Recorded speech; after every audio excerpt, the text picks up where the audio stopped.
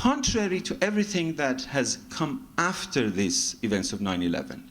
I have argued, most recently in my book, Islamic Liberation Theology, that the collapse of the two totemic towers of World Trade Center is not the commencement of new Islamism, but is in fact the exhaustion of Islamism as a political ideology.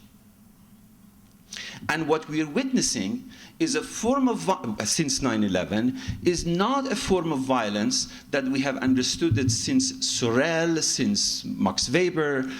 Max Weber defined a state as monopoly of legitimate violence. Violence is not something alien to a state apparatus. A state has monopoly of legitimate violence. That's Max Weber. That's not Ayman al-Zawahiri. And all the way to Frantz Fanon. Violence has always been definitive to purposeful political actions. What we're witnessing in the case of Al-Qaeda, Taliban, events of 9/11 is not violence at the service of a purposeful political project that has an economics, a politics, etc., but violence for spectacular, for iconic reasons. All of us who remember the events of 9/11 just remember these two giant totems falling down.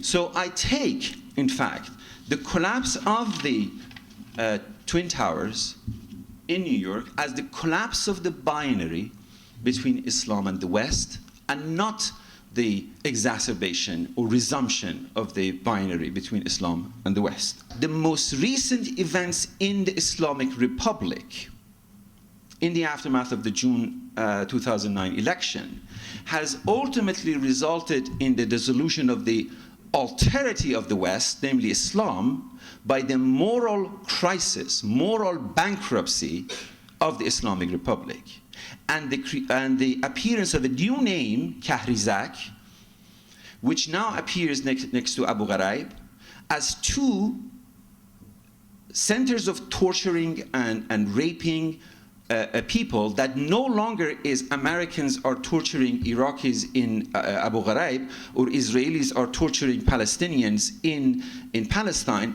but Iranians are torturing and raping Iranians in the Islamic Republic.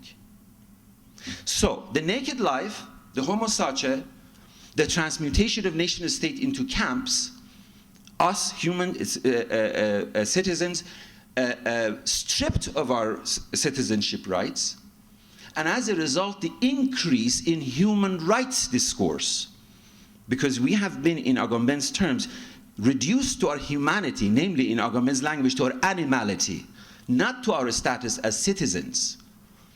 So, if I am correct in identifying this, the movement in Iran as a civil rights movement, is a civil rights movement that in fact transcends human rights. We're all human, we have rights, but argues and struggles for our civil rights, our rights as members of a republic.